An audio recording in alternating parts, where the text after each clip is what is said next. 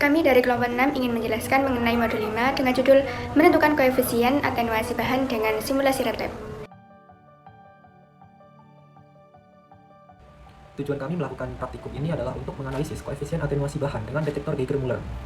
Selanjutnya kami menggunakan alat dan bahan berupa PC atau laptop, software red lab, sumber radioaktif, yaitu dua sumber radioaktif yaitu CO60 dan CS137.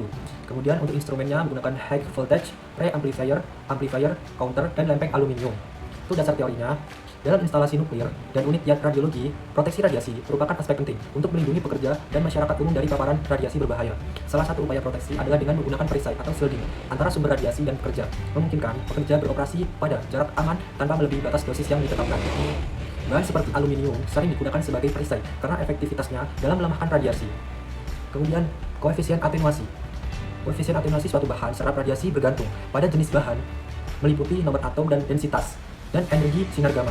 Proses atenuasi sinar gamma yang berinteraksi dengan penahan radiasi mengikuti fungsi eksponensial seperti yang tertera, di mana I sama dengan intensitas paparan setelah melewati penahan setebal X. I0 sama dengan intensitas paparan tanpa penahan, X tebal penahan, dan mu koefisien atenuasi bahan penahan. Half value layer atau HVL atau tebal paruh didefinisikan sebagai ketebalan bahan yang mengurangi intensitas radiasi menjadi separuh dari nilai awalnya. Nilai HVL mencerminkan daya tembus radiasi. Semakin besar HVL, semakin tinggi daya tembusnya. HVL juga bergantung pada energi radiasi, di mana peningkatan energi atau misalnya tegangan tabung sinar X akan meningkatkan HVL. Penentuan HVL umumnya dilakukan dengan metode eksperimen menggunakan lempeng aluminium beragam ketebalan.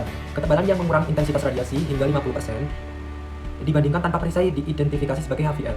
Validasi HVL yang akurat penting untuk mendesain sistem proteksi radiasi yang efektif. Baik, untuk cara kerjanya yaitu yang pertama pastikan untuk mendownload file red lab-nya. Setelah itu buka file red lab-nya dengan cara klik kanan, klik run as administrator. Setelah itu masukkan user login dengan username dan password. Setelah itu pilih administration dan klik create eksperimen, dan pilih gamma eksperimen, pilih next, pilih sumber radiasi yang akan digunakan yaitu CO60 dan CS137. Setelah itu pilih next dan pilih detektor yang akan digunakan yaitu detektor Geiger-Müller, dan pilih next. Setelah itu pilih komponen yang akan digunakan yaitu amplifier, pre-amplifier, HV supplier, dan aluminium foil dan counter. Jika ingin lebih dari satu yang dipilih bisa menggunakan CTRL. Setelah itu isi eksperimen name sesuai dengan materi yaitu koefisien atenuasi. Setelah itu pilih eksperimen sheet as text. Jika sudah, pilih next dan finish. Setelah itu pilih menu file, klik select eksperimen, pilih materi yang akan digunakan yang sudah disimpan tadi, klik select, dan bisa disusun sesuai dengan yang ada di modul.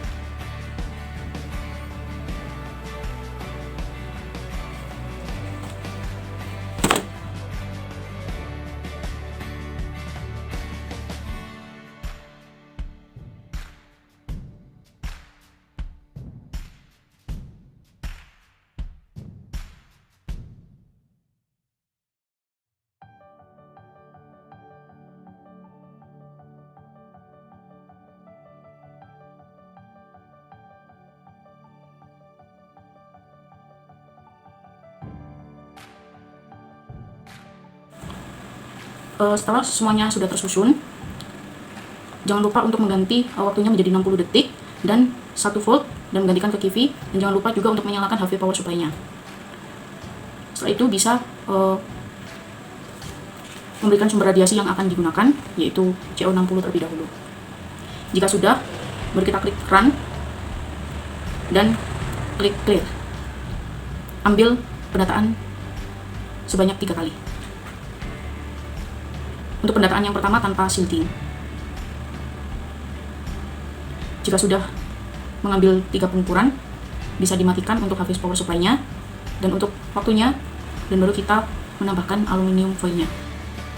Kita tempatkan ke tengah.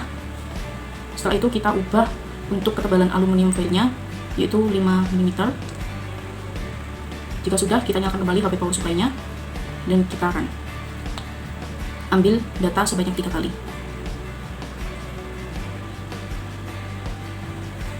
Jika sudah sampai 3 kali, bisa diteruskan hingga 50 mm.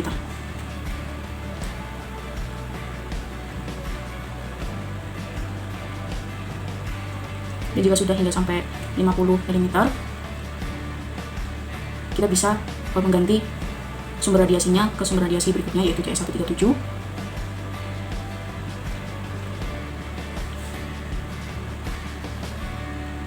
Dan bisa mengambil pengukuran sama persis dengan CO60. Setelah didapat data kobalt 60 dan cesium 137, kemudian hitung len I0 per I, di mana I0 merupakan rata-rata tanpa shielding, di mana ini ada di kolom F5, sama dengan F5 per rata-rata pertama di 5 mm, dan lanjutkan sampai 50 mm. Lalu kemudian lakukan hal yang sama pada cesium 137.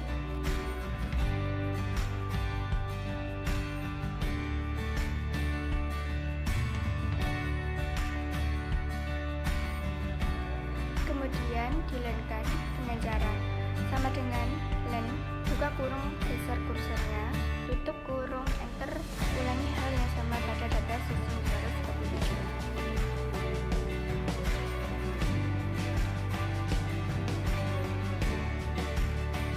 Play len I0 per I, diplot semua, kemudian insert dan pilih standar seperti di video. Kemudian klik play on, pilih yang ada simbol FX. Akan muncul nilai koefisien atenuasinya dan ulangi hal yang sama pada data cesium 137.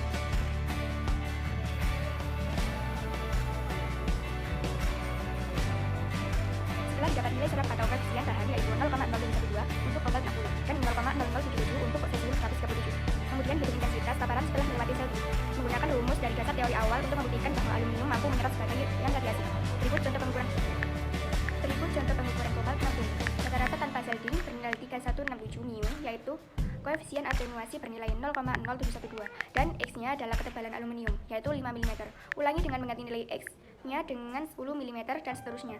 Begitu juga ulangi hal yang sama dengan cesium 137. Setelah dicatat hasil perhitungan, kemudian taruh di Excel untuk membuat grafiknya.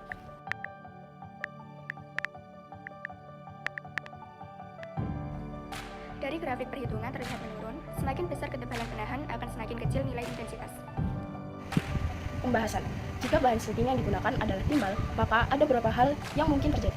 Timbal merupakan bahan shielding paling umum untuk melindungi dari radiasi konyol, karena memiliki sifat unggul seperti massa jenis yang tinggi dan nomor atom yang besar. Massa jenis yang tinggi membuat timbal efektif menyerap dan menghamburkan foton energi tinggi, sementara itu nomor atom yang tinggi berarti timbal memiliki banyak elektron yang memungkinkan terjadinya interaksi dengan foton melalui efek fotolistik, hamburan konton, dan produksi pasangan. Penggunaan timbal sebagai shielding melibatkan 4 pertimbangan utama, yaitu efisiensi proteksi, ketebalan, dampak kesehatan, serta berat dan mobilitas. Dari sisi efisiensi, timbal sangat efektif untuk meredam radiasi berenergi rendah hingga sedang, seperti sinar X. Namun, efektivitasnya menurun terhadap radiasi berenergi tinggi seperti sinar gamma, karena mekanisme interaksinya didominasi oleh hamburan kompon. HVL atau half value layer adalah istilah yang digunakan dalam bidang radiasi, yakni ketebalan suatu bahan yang diperlukan untuk mengurangi intensitas radiasi menjadi setengah dari nilai semula. Dalam grafik digunakan nilai kelipatan HVL atau TVL untuk memastikan tingkat keamanan tertentu. Dan dari grafik percobaan menunjukkan CO60 memerlukan shielding lebih tebal dibandingkan CS137 untuk menurunkan intensitas radiasi pada tingkat yang sama. Hal ini dikarenakan pada sinar gamma CO60 mempunyai tingkat lebih tinggi dibandingkan dengan CS137. Kesimpulan, dari data yang diperoleh dapat disimpulkan bahwa semakin tebal shielding maka akan semakin kecil cacahan atau intensitas yang tertera pada kontak. Dan sebaliknya, semakin tipis shielding maka akan semakin besar cacahan yang tertera pada kontak. Nilai cacahan yang diperoleh juga akan berbeda saat sebelum diberi shielding. Setelah diberi shielding, nilai akan semakin kecil. Hal tersebut terjadi karena shielding akan menghalangi radiasi dari sumber radioaktif yang digunakan. Saran, diperlukan ketelitian dalam pengelolaan data, dan alangkah baiknya sebelum melakukan praktikum memahami modul terlebih dahulu untuk menghindari terjadinya kesalahan pada saat pengambilan data maupun pengelolaan data.